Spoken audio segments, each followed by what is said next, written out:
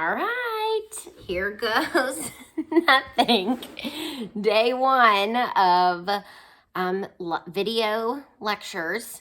Instead of coming at you live from in class, like I said, I'm going to be doing these from my house, posting them on Blackboard so you can watch them at your leisure before you come to class. So hope you found the lecture outline okay on Blackboard.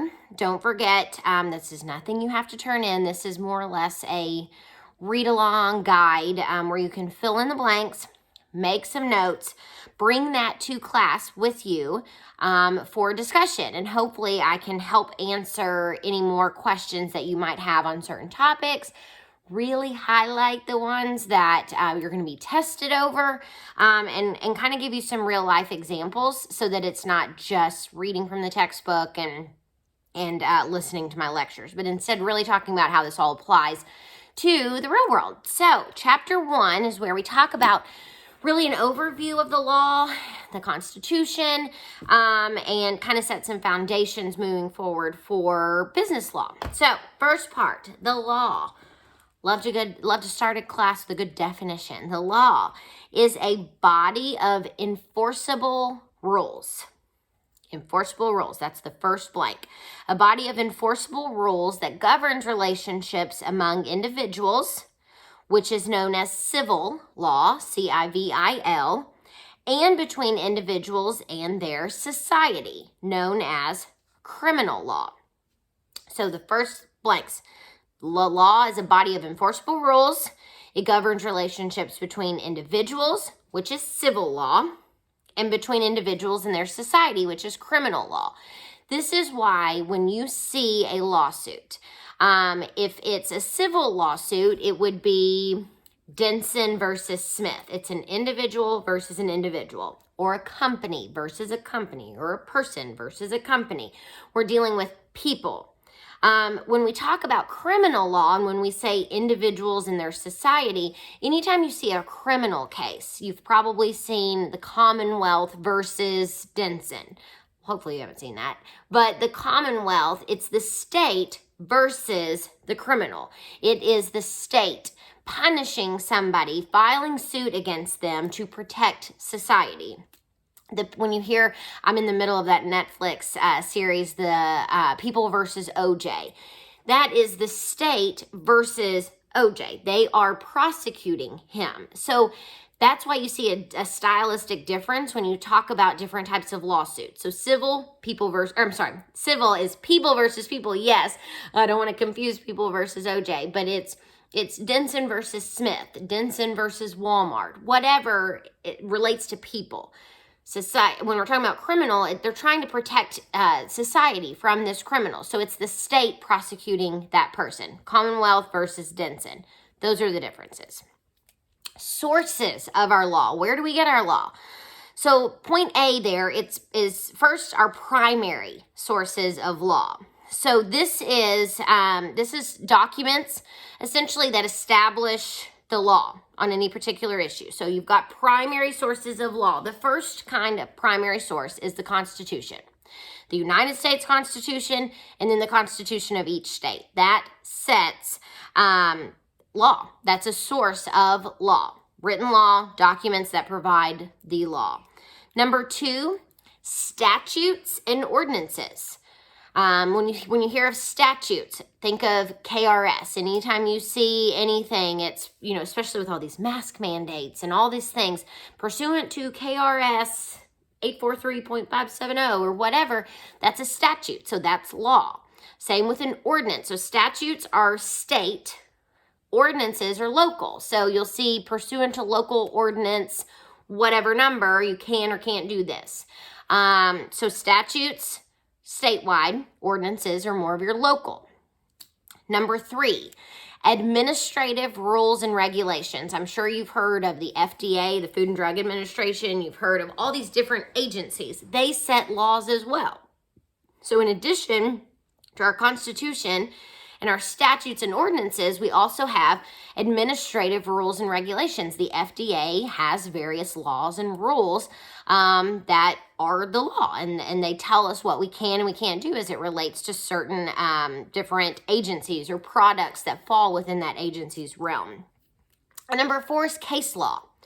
Judges decide issues all the time. And when they're doing that, they're interpreting statutes or they're interpreting the Constitution. And when they do that, they make the law. So you've got number 1, Constitution. Number 2, state statutes and ordinances. Number 3, administrative rules and regulations. And then number 4 is case law. And what we're going to talk a little bit about this semester is how very powerful judges are. Because when the legislators write a new piece of legislation, so here's our new law, there's a million different ways that you can interpret it. Well, our judges do that for us. And so I would argue with you they are very and maybe more powerful than any branch because they're interpreting it. They're interpreting a statute, interpreting the Constitution. And when they do that, they're making new law. So that is a primary source of our law. Point B under sources of American law are secondary sources of law. So these are publications that summarize or interpret. Those are your 2 blanks. Publications that summarize or interpret the law. So these are not the law, but these are summaries of what we think the law is or our interpretation of the law. So no, if you're arguing something before the Kentucky Supreme Court, you can't cite to as law these secondary sources. You have to rely on real law. But what you can do is cite to them for help. You can say, in this secondary source, the Kentucky Practice Series, this is how they say the law should be applied, or this is how they interpret the law. So it provides some guidance, but it's not law. It doesn't create law. It just helps judges or helps attorneys, helps the people summarize or interpret the law better, because sometimes, as you can imagine, the statutes, ordinances, all of that, it's written in a language that sometimes you feel like you have to decode. And that's what attorneys do, is we try to decode all of that and sway it one way or the other to better help our clients. Okay, so those are our sources of law. Primary sources, secondary sources. Now, stare decisis, that's the next subject there. This is the common law doctrine that obliges or obligates judges to follow established precedent. It's that first blank there. It obligates judges to follow established precedent. And precedent is Precedent. Established precedent within a particular jurisdiction. A lot of words. The common law doctrine that obligates the judges to follow established precedent within a particular jurisdiction. What does that mean? That means if the judges in Kentucky have said, X in this case, then in this next case where the facts are just the same, the judges have to say X again. It gives us some indication as attorneys, as citizens, what the law means, what we're supposed to do to follow it, and we can hang our hat on the judges saying something before and not being able to change their minds later. Okay, so if case number 1 says X and the facts in case number 2 are just the same, then we're going to argue, judge, you have to rule that exact same way again. That's what gives us some certainty within the law. Now, what do attorneys try to do? They try to change up the facts and say, well, this is a little bit different than it was in that one, so you shouldn't rule this way. But once precedent is set, judges are supposed to follow it.